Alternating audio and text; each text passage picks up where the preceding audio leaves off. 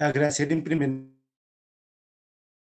al comité organizador, principalmente por la genial idea que teníamos décadas esperando y como para que fuese muy característica esa primera vez, fue un periodo de pandemia, así que va a ser un congreso seguramente inolvidable en los tiempos, ¿sí? Muchas gracias de nuevo. Esto tiene que ver, este trabajito que vamos a presentar, es básicamente, cuando digo vamos porque estoy en este caso como único autor, pero evidentemente es un trabajo de muchas personas que han venido trabajando a lo largo de 80 años en el macizo de Floresta. La idea es que hay una abundancia excepcional y esa abundancia excepcional, de alguna manera con preservaciones excepcionales, pueden ser destacadas entre uno de los mejores yacimientos a nivel mundial, en este caso del Devónico Medio específicamente, lo que implicaría que posiblemente sea el primer Largestaten del Devónico Occidental en Guyana, ¿sí? Como contenido general,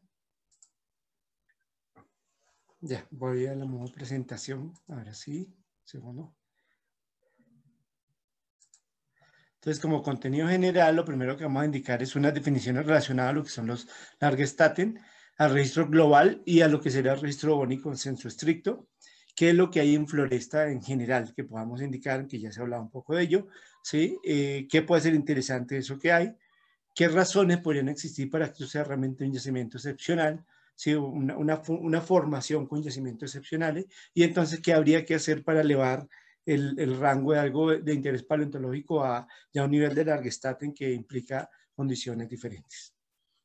Entonces, lo primero, las definiciones relacionadas, indicar que un Largestaten son yacimientos fósiles de categoría global, con procesos tafonómicos que aseguran la concentración y o preservación de estos organismos fósiles. Puede ser concentración o puede ser preservación excepcional o pueden ser los dos, ¿sí? Independientemente de que todos los procesos sean los correctos, los adecuados y suceda incluso una biodiversidad excepcional, debe existir una meteorización controlada que permita que finalmente, así como lo decía Carlos, uno pueda llegar y encontrar los fósiles o pueda describir niveles como los que acaba de comentar Felipe Pastor, ¿sí? Niveles como esos a nivel global, pues tenemos más de 80 Largestaten en el mundo, desde el Precámbrico hasta el tiempo más reciente, 20.000 años, ¿sí? Uno de ellos, por ejemplo, Burgess Shale, que es uno de los más famosos, ¿sí? Ese Largestaten tiene que ver con básicamente una preservación absolutamente excepcional de invertebrados marinos, algunos de ellos sin relaciones filogenéticas de base, pero que de alguna manera nos hacen entrar en un mar, que en este caso es el Cámbrico, ¿sí? O como la biota de Shenyang en China, que también nos hacen entrar en algunas condiciones marinas, a ver, por ejemplo, organismos que no tienen partes duras como tal, que podrían implicar, sean Burgess Shale o sean en Shenyang, el origen de algunos cordados, de los cordados incluso si fuese el caso, ¿sí? Pero que en algunos casos podemos tener con relaciones filogenéticas y en otros casos, como en el Burgess Shale, no lo podemos tener, ¿sí? Básicamente los Largestaten hablan de una calidad excepcional de preservación en sentido más general, ¿sí? Permiten también reconstruir entonces procesos fisiológicos, bioquímicos u otros que reconstruyen con precisión los escenarios de vida originales, o sea, básicamente paleobiología pura y dura. Esa paleobiología pura y dura se puede reconstruir básicamente porque tenemos una preservación tan excepcional que incluye, por ejemplo, la preservación de esto, de partes blandas, de lo que serían aquí prácticamente las alas, ¿sí? O posición de vida de reptiles en origen, ¿sí? Estamos hablando, por ejemplo, de depositaciones que son muy rápidas, en las que hay una aneuxia importante para que no haya un deterioro de partes blandas y que quedan registradas, como lo vemos aquí, en la caliza Solhofen del Jurásico de Bavaria, o hace 20.000 años en Rancho La Brea, en Estados Unidos, en donde vemos una preservación en brea, que es de la mejor y la más excepcional en vertebrados, en este caso en cavernas, en las que iban cayendo progresivamente tanto depredadores como depredados, ¿sí? Como herbívoros, y todo eso fue quedando preservado en una calidad tan excepcional que incluso se pueden hacer reconstrucciones históricas casi que fílmicas, ¿sí? Tipo Discovery Channel, básicamente, con muchos de estos restos. Existen entonces, como decíamos en la definición, dos tipos, lo que llamamos conservat y lo que llamamos concentrat, ¿sí? El conservat y el concentrat, entonces básicamente Uno nos habla de la extrema conservación, como lo estábamos viendo aquí, por ejemplo, como lo estamos viendo en estos ejemplos, ¿sí? Y otro que tiene que ver con la extrema abundancia, que sería el concentrat, y en este caso serían estas capas, como decían, pueden ser de concha en sí, pero realmente estamos hablando de una densidad excepcional por kilogramo de roca, un tanto porcentaje equivale a fósiles preservados de diferentes tipos. Sean concentrat o sean conservat, o los dos a la vez, implican en cualquier condición una biodiversidad, ¿sí? Entonces, ¿qué permiten estos conservar y estos concentrar? Permiten que los paleontólogos identifiquen una paleodiversidad faunal o floral excepcional, puedan describirse restos completamente articulados o partes blandas de preservación extraordinaria. O sea, básicamente la mejor calidad fósil que uno como paleontólogo pudiese esperar.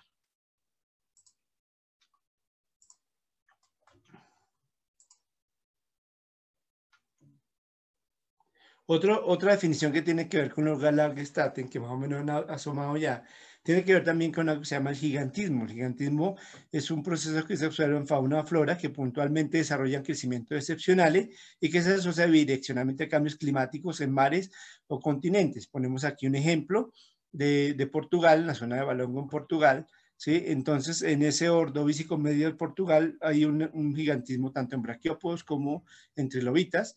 Y en el caso de las trilobitas, pues aquí justamente en este yacimiento del ordovícico de Portugal tenemos las trilobitas más grandes del mundo que pueden llegar a 95 centímetros de longitud, o sea, básicamente gigantes, pero en unos niveles específicos, ¿vale? Este ejemplo, también con respecto al devónico, nos dice aquí como las masas un poco están hacia el sur, entonces hay estudios isotrópicos que indican que posiblemente el gigantismo se desarrolla por una adaptación a ciertos niveles isotópicos fríos, momentos como de baja de temperatura en zonas subpolares o subtropicales, ¿sí? Que hace que de alguna manera estos organismos puedan desarrollar esos tamaños excepcionales en momentos muy puntuales, tal como lo indicaba Jorge hace un momento, que nos hablaba de esa paleodiversidad asociada a cambios paleoambientales, ¿sí? En la escala global, desde tiempos precámbricos, podemos decir que desde la Diacaran Hills, famoso en Australia, hasta el Pleistoceno de la Brea, como el que vimos ahorita, se han reconocido entonces más de 80 Largostaten, unos 82 más o menos. De esos tenemos unos 30 en el Paleozoico, o algunos incluso desde el Precámbrico, ¿sí? Desde el Neoproterozoico. Y a lo largo del Paleozoico estamos hablando de unos 30 más o menos, de los cuales 6 se van a ubicar en el Devónico, parte de ellos en Gondwana y parte de ellos en otros paleocontinentes como la Eurasia.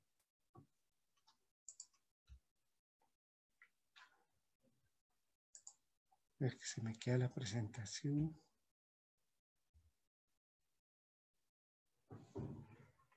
Bueno, es que tarda un poquito en cargar, pero básicamente para indicar entonces ya referido a lo que serían los devónicos, pues básicamente que tenemos en la parte de la Eurasia, Laurentia, corrijo, en Laurentia, tenemos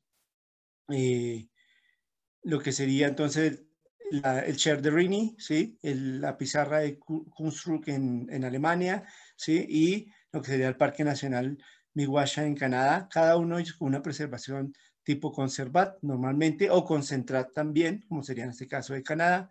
En el caso de Canadá con peces, sí, con restos de árboles, con restos de plantas, corrijo, y con una preservación excepcional en braquiópodos, por ejemplo, en este caso, u otros invertebrados, ¿sí? En otros casos, como en el de Kunstruk en Alemania, vamos a tener una preservación excepcional de invertebrados, como los que vemos aquí, que básicamente permiten unas reconstrucciones paleobiológicas y aproximaciones taxonómicas que son realmente fundamentales, o estos restos de plantas, ¿sí? Una abundancia excepcional que en petrografía permite realmente hablar maravillas de lo que implicaría la taxonomía de estos taxones en el devónico como tal, ¿sí? Ya en Gondwana vamos a tener estos 3 Largestaten, que en este caso estarían asociados a uno en Sudáfrica, 2 en Australia. El de Sudáfrica sería el que conocemos como la granja Waterloo, ¿sí? Con estos restos que estamos viendo en pizarras tipo conservat, ¿sí? Otros en la formación Gogo, en este caso en Australia, o el condado Canawindra también en Australia, y básicamente pues de peces, como estamos viendo, tal como lo vemos un poquito también en las otras regiones.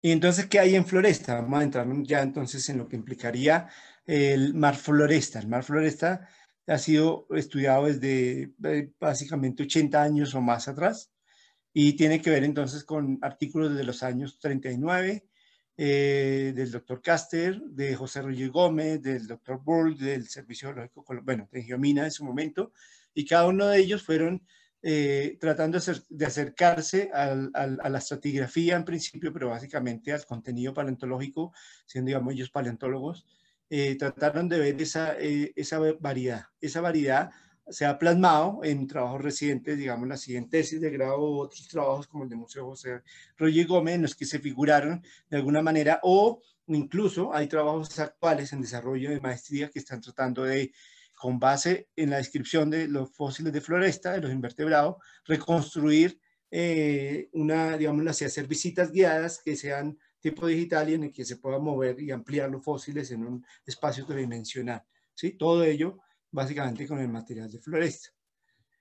Estos taxones se han estudiado desde los 30, un centenar de especies de braquiópodos se pueden reconocer en general, más de un centenar de especies de braquiópodos, briozoos, trilobitas, moluscos, goniatídeos, corales, equinodermos y peces, entre otros que podemos indicar. ¿Sí? Ellos han sido estudiados taxonómicamente en principio, con trabajos muy extensos como los de Caster, ¿sí? Descriptivos más macrotaxonómicos como los de Morales, o con descripciones taxonómicas precisas como las de Janvier y otros, Mozardec y otros, que han permitido hacer un acercamiento más taxonómico a lo que realmente son las faunas de floresta. ¿Qué hay en floresta entonces? Pues básicamente, como decíamos, muchos braquiópodos, entre ellos géneros y familias nuevas, ¿sí? Restos de gasterópodos en condiciones realmente buenas para la preservación, no las mejores, digamos, no excepcionales en todos los casos, pero como mencionaba Carlos, es cuestión de martillar mucho y de encontrar niveles en los que realmente se puedan ver las mejores condiciones, briozoos abundantes en muchísimos niveles, restos de corales solitarios o coloniales, ¿sí? Braquiópodos inarticulados, en este caso, en una de las mejores secciones del lugar que llaman la sección Las Pilas, trilobitas, como vemos aquí, algunas de ellas tipo Biafacops, por ejemplo, géneros de este estilo, ¿sí? O algunos, fíjense, lo que hablábamos de la posición de vía y el enterramiento, ¿sí? En este caso en posición de defensa, o con algunas preservaciones excepcionales, como las que vemos aquí, en las que se pueden llegar a describir ciertos rasgos. Entonces podemos decir que en el caso de Floresta, hay un tema con respecto a la meteorización que en ocasiones no favorece mucho, pero en la realidad los moldes que uno encuentra en determinadas ocasiones permiten hacer reconstrucciones, descripciones taxonómicas bastante precisas que pueden llegar a taxonomía que tienen bastante fuerza a nivel de correlación. Se encuentran también, entonces, bueno, como vemos aquí, bivalvos. Los bivalvos no están en muchos de los niveles, pero básicamente donde se encuentran. O sea, básicamente tienen una preservación que sirve para hacer una taxonomía en principio, pero básicamente también permite unas correlaciones muy agudas a nivel de cuencas y determinan ciertas condiciones paleoecológicas muy precisas, ¿sí? Los vertebrados de los que hablamos también, de los que habló, se han mencionado ya de alguna manera, sí existen evidentemente, en este caso renánidos, ¿sí? También tenemos arcopterigios allí en floresta, restos como estos que vemos aquí, que aquí en Corte, por ejemplo, pero que si vemos este cuadro general de Janvier y otros, Janvier y Villarroel, corrijo, en este caso, fíjense cómo esto sería el Devónico superior, formación Cuchi, pero si nos vamos entonces a el Devónico medio, que sería floresta, pues vemos que hay opción de que algunos de estos peces, ¿sí? Puedan bajar al Devónico medio, o sea, es cuestión de seguir escarbando mucho y, como se mencionó en la charla anterior, poder precisarlo. De hecho, tuvimos una experiencia como eso en el año pasado, en una salida con los Andes, en la que yendo con el grupo de estudiantes y martillar mucho, se pudieron encontrar restos, bueno, no el resto como tal, pero sí el molde que dejó un resto determinado. ¿Qué más tenemos en floresta que pueda ser interesante? Pues básicamente que mucho del material que tenemos aquí son precursores de nueva familia de braquiópodos de nivel mundial. O sea, en este caso tenemos algo que llamamos Leptaena boyaca. ¿Sí? La Leptaena boyaca, que es aquí es su holotipo, Es hoy en día conocido, pero digámoslo así, a nivel regional como la Leptadena boyaca, pero ya más a nivel global como el género Leptadena. Los leptaénidos y otras familias de braquiópodos fueron definidos con el material de floresta que lo hizo Caster en 1939, ¿sí? Y estos, como lo mencionó Carlos en la charla anterior, están en aquellos museos muy lejanos, pero básicamente pues están, digámoslo así, en condiciones óptimas de momento, que permitirían de alguna manera, mejor dicho, aseguran que pueda ser revisado este material en origen, ¿sí? ¿Qué sucede también con lo que se ve en floresta? Pues que se observa todo lo que, digamos así, la abundancia es tal que se han podido encontrar, digamos, suficiente material para que alimente colecciones de museos y universidades de referencia, como lo vemos aquí, ¿sí? En la Nacional, en Caldas, una colección que se está construyendo en la Universidad de los Andes, ¿sí? Evidentemente el Museo Geológico Nacional Royo y Gómez, pues desde los 50 ya estaba tomando en cuenta esas colecciones, en el propio municipio de Floresta, en lo que es el Museo de la Vida, que es de gente del lugar que está haciendo sin ningún tipo de, digámoslo así, de estudio superior, se ha apropiado un poco del tema y tiene un grado de conocimiento de campo y de muchas cosas, incluso taxonómicas, que son muy llamativos. Hay apropiación social del conocimiento, en este caso de la población, y como se mencionó, pues las colecciones que veíamos antes, ¿sí? Este tipo de colecciones están en el Paleolithic Research Institution de Nueva York, ¿sí? O sea que básicamente se encuentran en muchos lugares. O sea, llenamos muchos cajones de momento con floresta.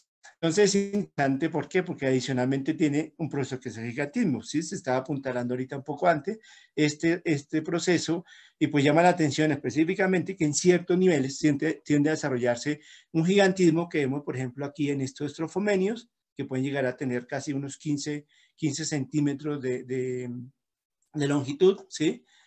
En este caso las betaenas boyacas, que llegan, ellas no son normalmente de 2 centímetros, y fíjense cómo aquí pudieran estar llegando fácilmente a superar los 10 centímetros, ¿sí? Este pigidio posiblemente de Biafacops con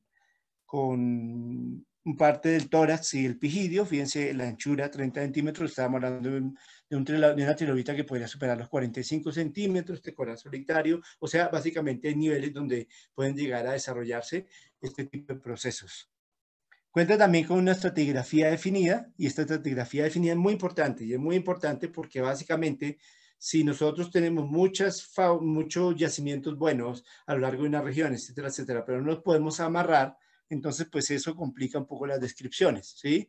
No toda unidad y no toda formación tiene la facilidad de poderse hacer una listratigrafía de detalle, ¿sí? Muchas son ciertamente complicadas, pero cuando uno habla de los grandes lagerstätten del mundo, normalmente cuentan con esa litoestratigrafía. En este caso estamos hablando de trabajos de los 50 del doctor Botero, ¿sí? Hasta trabajos más recientes de Ulloa y otros, y unos más recientes incluso que tienen que ver con justamente lo que se presentó en la charla anterior, por eso no lo pude colocar porque hacía parte del material de Felipe, pero fíjense que están, digamos así, hay una litostratigrafía de detalle casi a nivel métrico, con una definiciones de escala temporal bastante precisas, ¿sí? Tanto biofacies como las asociaciones fosilíferas también tienen una ubicación precisa en diferentes publicaciones, en este caso, por ejemplo, de peces, en este caso, por ejemplo, de trilobitas y braquiópodo articulado, ¿sí? Y otros, básicamente. Y también entonces se pueden seguir los niveles con gigantismo por kilómetros en el Valle de Floresta. Entonces, en el sentido estricto, haciendo una revisión en algún momento que pudo estar relacionado con el José Royo y Gómez y con otros grupos de personas que han estado en el lugar, ¿sí? Pues básicamente pude observar que uno podía seguir, por ejemplo, aquí en Monticello, ¿sí? O en el área, o a lo largo aquí de la carretera en algún lugar, o en el área de Floresta como tal, en el pueblo, en todo alrededor, una zona más bien que se adentra por aquí a lo que sería la Quebrada de las Pilas, que mostraban en la charla anterior, o Potrero Rincón, que también mostraban en una charla anterior. ¿Sí? Uno va siguiendo de alguna manera, y esos yacimientos se pueden seguir por kilómetros, ¿sí? Siempre y llanamente hay que hacerle ya una precisión mayor en cuanto a cuáles son los que son de tipo Largestaten y cuáles son los tipos que vimos en la charla anterior, ¿sí? En este caso los de concentración no tan excepcional, pero sí que también pueden dar elementos paleoecológicos importantes y paleoambientales, ¿sí? Si la propuesta como tal corresponde a lo que debe ser, entonces fíjense cómo hasta el momento teníamos las estrellitas aquí en Gondwana, en Sudáfrica y Australia, y podríamos entonces tener la cuarta estrella de la parte noroccidental gondwanica, pero digamos sería en todo el occidente lo único que se pudiese encontrar de Gondwana, ¿sí? A nivel de Largestaten.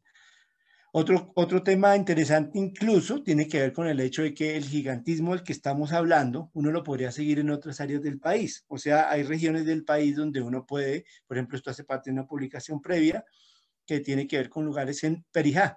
Y en Perijá también se han encontrado niveles en los que pueden suceder estas situaciones u otros lugares que hacen parte de estudios en desarrollo en los que también se están viendo en áreas cordilleranas, en áreas de la cordillera oriental, fuera del macizo de Floresta, que básicamente los braquiopos, en este caso, o aquí los tallos de crinodeo pueden llegar a tener unos tamaños, en este caso centimétricos, digamos, de 2 centímetros de ancho y eso pues ya me habla de unas condiciones, de unos crinoideos de unos tamaños excepcionales, ¿sí? O sea, en pocas palabras, esta línea que tenemos aquí de tiempo en una macizo de Floresta podría llegar a tener una extensión fuera del macizo de Floresta y eso es algo que incluso es bastante llamativo. Y entonces, ¿cuáles son los pasos a seguir para que la formación floresta sea reconocida en su valor científico real? ¿Sí? Son muchos pasos, o sea, esto es apenas una propuesta y ya como ustedes han visto, hay muchos trabajos hechos, pero hay demasiado por hacer, ¿sí? Parte de lo que hay que hacer es generar una formación profesional con énfasis en estudios taxonómicos, tafonómicos y paleobiológicos, o sea, caballitos de batalla que nos acompañen en este camino, ¿sí? Generación de colecciones que permitan una revisión taxonómica de lo conocido, así como conlleven a nuevos descubrimientos, o sea, hay que seguir martillando Floresta, pero hay que seguirla martillando en una condición obviamente favorable hacia el desarrollo de colecciones bien generadas, ¿sí? Exploración micropaleontológica de la unidad, incluso bioestratigráfica de las unidades devónicas, o sea, hay que perfilar mejor aún su bioestratigrafía, pero básicamente deberíamos incluir la micropaleontología, que es exploraciones micropaleontológicas que nos están haciendo falta. Una elaboración de cartografía, pero como decíamos, la cartografía ya como tal tiene una escala de detalle de las 100.000, las 50.000 o incluso los 25.000, pero la cartografía debe llevarse a unos 10.000 para que estos niveles fosilíferos a lo largo del Valle de Floresta puedan ser claramente, o sea, muy en detalle cartografiados, ¿sí? Programas de patrimonio paleontológico que permitan recuperar colecciones históricas como las que mencionaba Carlos, ¿sí? Definir geotopos, en este caso como en localidades tipo como justamente la de Potrero Rincón, porque algo muy importante, estamos hablando de Floresta, pero no nos podemos quedar atrás con Tíbet y Cuche, principalmente con Cuche, que tiene otro tipo de fauna, y en este caso también floras importantísimas, y que en conjunto, digámoslo así, desde los palinomorfos de Tíbet hasta las floras de Cuche, pues básicamente tenemos una variabilidad paleontológica a lo largo del Valle de Floresta que se resalta, o sea, básicamente se expone de forma sustancial en la formación floresta, pero que no podemos descartar las otras áreas en las cuales se podrían definir localidades tipo, o geositios como los de Potorito, que es una localidad en la quebrada de las Pilas, que es básicamente 100 metros de extensión y una losa como de 3 metros como de 2 metros y medio de anchura, 100 metros de extensión, y es básicamente adentrarnos en el mar de Floresta, sin más ni más, ¿sí? Sin duda para mí esto debe Minutos, ser otro Jaime. sitio en referencia, ¿sí? Y permita fortalecimiento de la cultura patrimonial de la región, según el decreto 353, y por último el soporte estatal para desarrollar planes de formación en geoturismo, ¿sí? O sea, desarrollando todos estos pasos metodológicos, pues evidentemente son años y años de trabajo los que vendrían, pero permiten de forma clara dar un valor añadido a lo que estamos hablando. ¿Sí? Por último, entonces, agradecer principalmente por su atención, pero también al grupo que me ha acompañado durante más de una década en estos temas, caminando por lugares, ¿sí? Y tomando el coraje de acompañarme en cositas que eran muy sencillas en principio, pero que la verdad le estaba diciendo mentira, porque los hace un camino que era un poquito complejo, pero con unos resultados, muchos de ellos que estamos viendo justamente hoy en día. Entonces, por su atención, muchas gracias. Agradecemos a Jaime Reyes por su conferencia. Damos paso a una sesión de 4 minutos de preguntas. Las preguntas serán diligenciadas hacia el profesor y las que no alcancen por temas de tiempo se las enviará. Por ahora no han llegado preguntas. Bueno, ya está la primera. La primera es de Emanuel Ocampo Guzmán. ¿Es posible encontrar registro de primeros anfibios en este yacimiento? Ok, entonces esa pregunta me hubiera gustado para Carlos muchísimo, pero básicamente lo que tiene que ver es con el tipo de, justamente para el ambiente, ¿sí? Como lo mencionaba Jorge, en este caso de anfibios, nosotros tenemos registros de peces, digámoslo así, de sarcopterídeos y renáneos, pero en el sentido de abundancia, lo que implicaría un paleambiente apropiado, entonces sería dentro de la formación Cuche. Entonces sí tengo claro que hay grupos de investigadores que están tras ese interés de conseguir lo que sería la sección de Potrero Rincón o otras secciones del Cuche, esos registros. Están en la búsqueda, están a la cacería de eso, ¿sí? Es lo que tengo entendido. Yo soy invertebradista y pues digámoslo así, no estoy muy como hilado a eso, pero sí tengo claro que hay varios grupos que están interesados y de encontrarse por temas parlamentarios sería evidentemente una formación Cuche. La siguiente pregunta la hace Kevin González Avellaneda. ¿Cuál considera que es el aspecto más inexplorado de la formación Floresta? Pues llamativamente, el aspecto más inexplorado de la formación floresta es entender la paleodiversidad taxonómica. O sea, hay que hacer en floresta dos cosas. La primera es volver a revisar todas las faunas, ¿sí? Hay que volverla a retomar, hay que explorar mucho más floresta para poder saber realmente su contenido.